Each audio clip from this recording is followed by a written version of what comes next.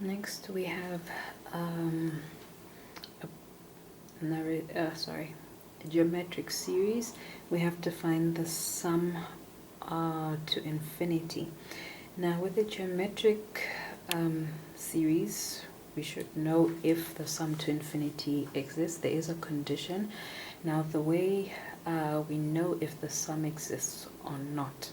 By that what I mean is if you keep adding the terms in the geometric sequence, do they eventually reach a specific number? Okay, or are they approaching a specific number?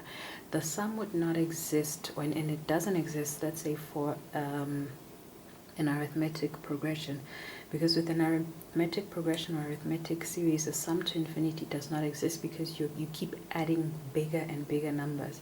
That's if your common difference is positive. So let's say you keep adding 3, if 3 more than what you added before, you will say you might think that 1,000 is your limit, but eventually you will have to add a number that is bigger than 1,000, then you'll pass 1,000. Or you think 1,000,000 is your limit, but you will eventually pass it. So arithmetic progressions do not have a sum to infinity because you keep adding bigger and bigger numbers. Even when your common difference is negative, you are subtracting numbers in essence, because you'll get to negative numbers and you're heading towards minus infinity. But with geometric sequences, if the terms are getting smaller, let's say you have 3, then you have a third, then you have 1/9, you're adding smaller values. So eventually there's a limit that the sum cannot pass. Okay, so that's just something to remind you about. So I hope you remember what we need to do. We need to check if the common ratio is, the absolute value of the common ratio is between -1 and 1, or the absolute value of the common ratio is less than 1. That's it.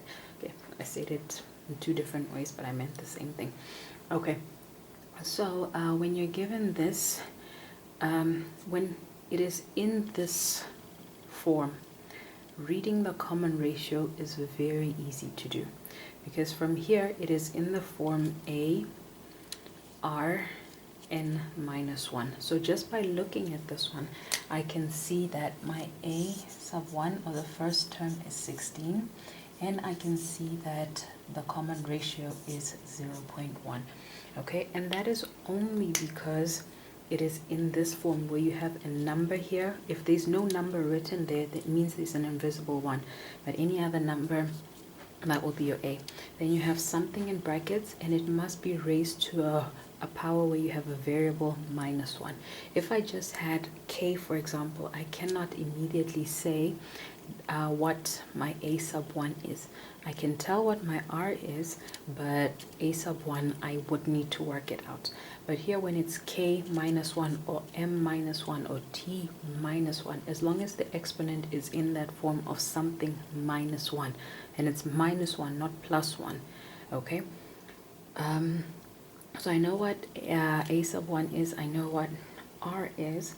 What I need to do is check if the sum to infinity exists.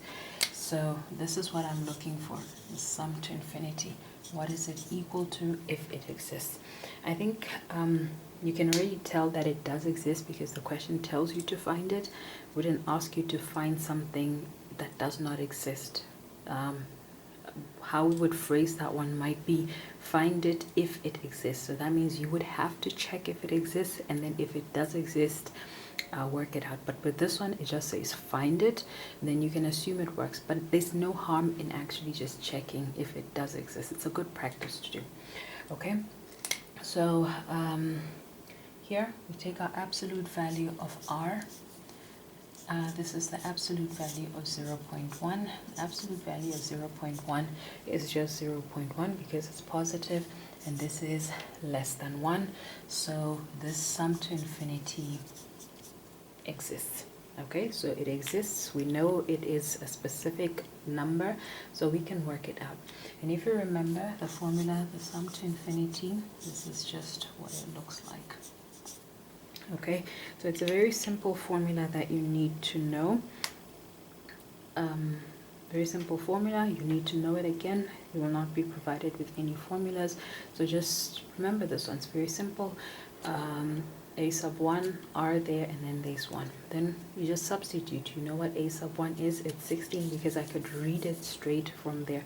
I've mentioned it in other videos how you can work out what a sub 1 is. You would just substitute 1 there and then calculate that. You will see that you get what a sub 1 is. Okay, so now I substitute a sub 1, this is 16, and then 1 minus 0.1. So if I just simplify the denominator, I get 16 over 0.9, and this is 160 over 9. Okay, so you can just leave that one as it is. It is fine.